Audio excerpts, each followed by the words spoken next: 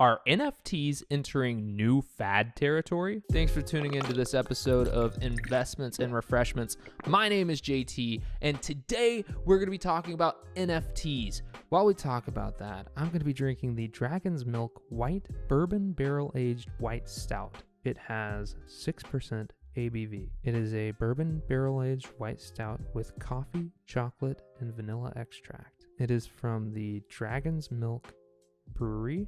It is brewed and canned by the New Holland Brewing Company from Holland, Michigan. What are NFTs? So NFT stands for non-fungible token.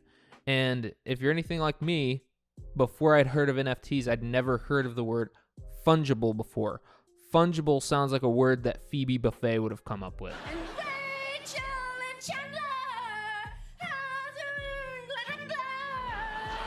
But fungible just means that it's something that you can trade for an equivalent of the same value. Like you're not going to have one NFT that is the exact same or a replica NFT that are both the same value. For instance, a nickel. You have like several nickels and they're all worth 5 cents, and if they're all minted in the same year, they're virtually identical. You're not going to see that in NFTs because that would make them fungible. And there are fungible tokens as well. Where is the true value of an NFT? It's a digital work of art. And it's not something that you can just hold in your hands unless you print it off, of course. But can't someone just download this same thing that I've just purchased for $10,000? The answer to that question is yes, someone can just download it, but there is obviously novelty in knowing that you own the original. For example, if you have a Mickey Mantle card, obviously that has great value, especially to collectors. But you can just take that card and print it off, and don't you have the same experience? No, you don't have the same experience because you don't have the original Mickey Mantle card, and that is the difference. Whenever people are minting NFTs, what they're basically doing is creating the original digital artwork. Can anyone create an NFT? Yes, and it's very simple.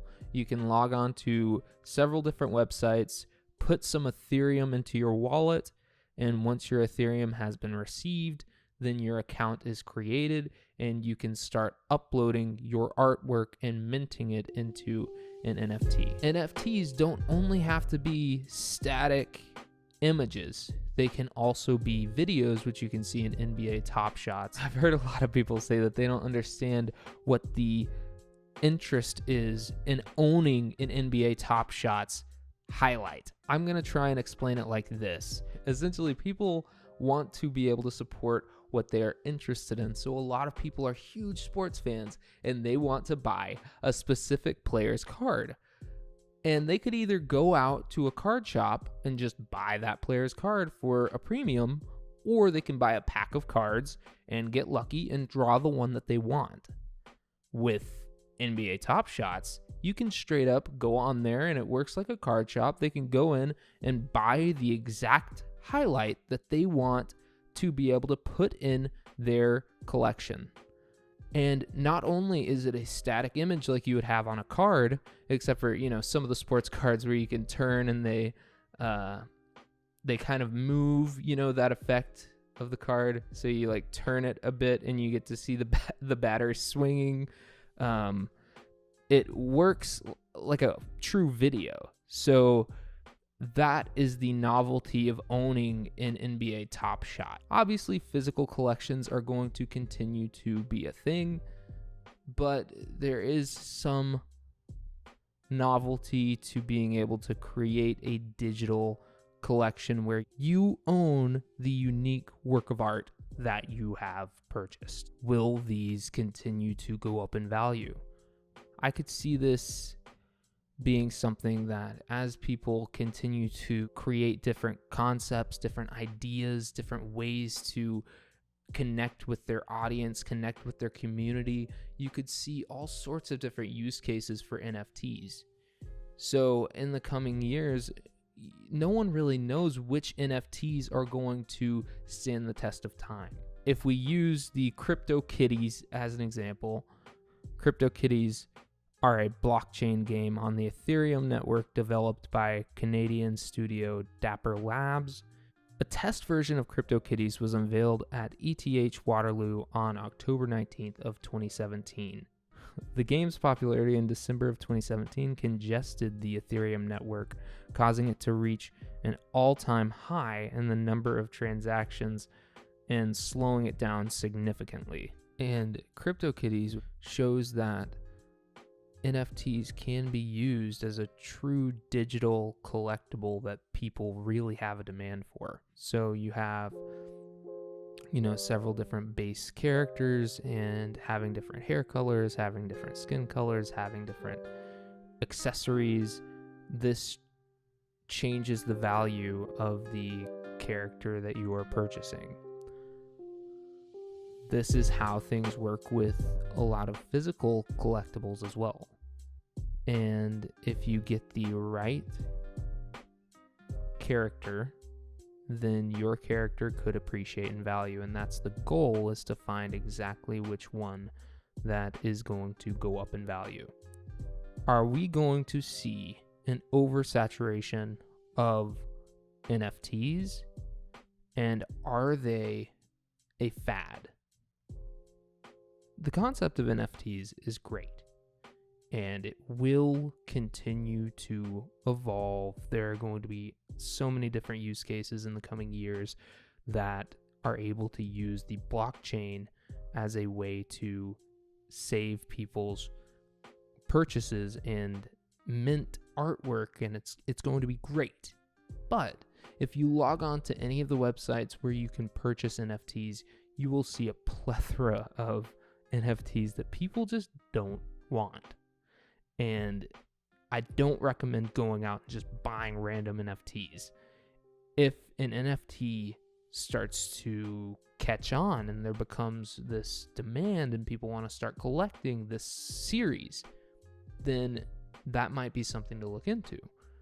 But it's important to also acknowledge that with sports card collecting, think about it. In the late 80s, early 90s, you see this huge influx. And if you bring the cards that you have from the late 80s, early 90s into card shops, some card shops won't even look at them because they are worthless.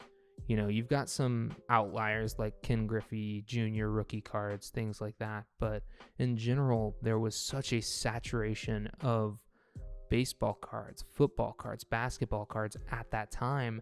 And we are going to see a lot of these NFTs kind of fall into that same category unless you have a sought after artist who created the NFT.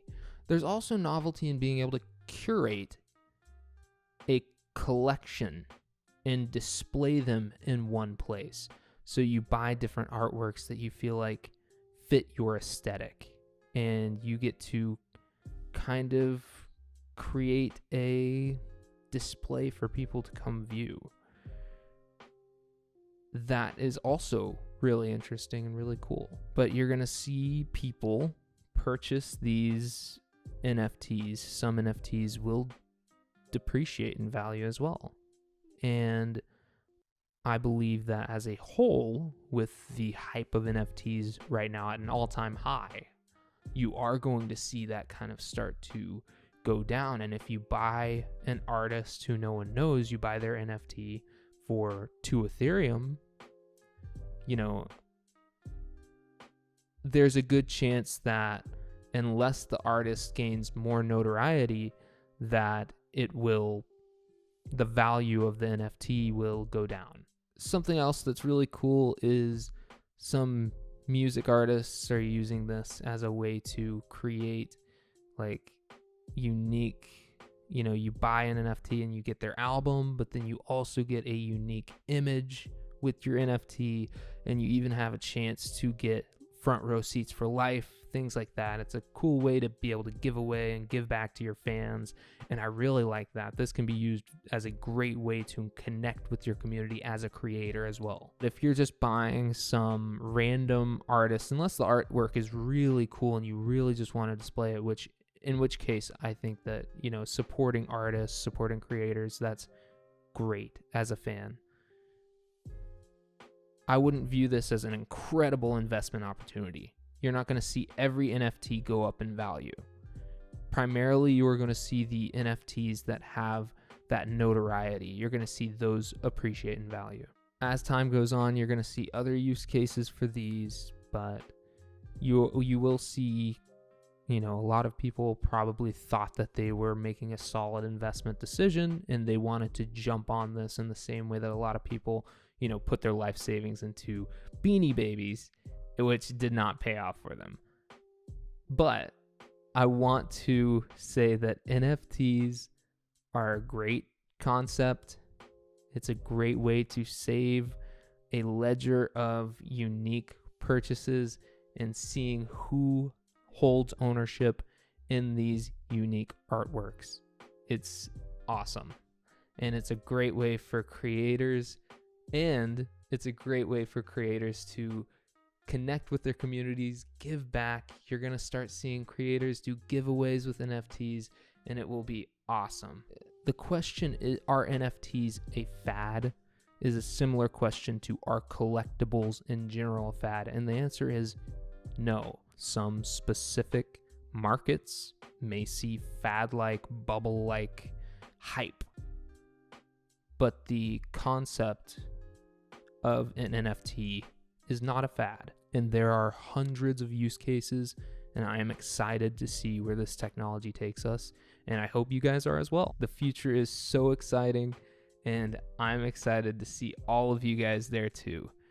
So with that being said, now I'm going to review this beer, and I'm going to say that for a stout, this thing is actually pretty light, but you can still totally pick up on the coffee, the chocolate, and the vanilla extract. I'm going to say that I'm going to highly recommend this to people who enjoy stouts, but they don't want it to sit on their stomach too heavily. So all that said, I'm going to give this a 4.7 out of 5. This was a great beer, and I will be buying more of these. All right, guys, if you liked this video, please leave a thumbs up down below. Please consider subscribing, hitting that notification bell icon, and hopefully some of what I said will be helpful for you guys. I just want to make sure that you guys are making informed investing decisions. This is not financial advice. I want to remind you guys to always invest responsibly and only drink responsibly. Thank you guys so much, and good luck in your investments.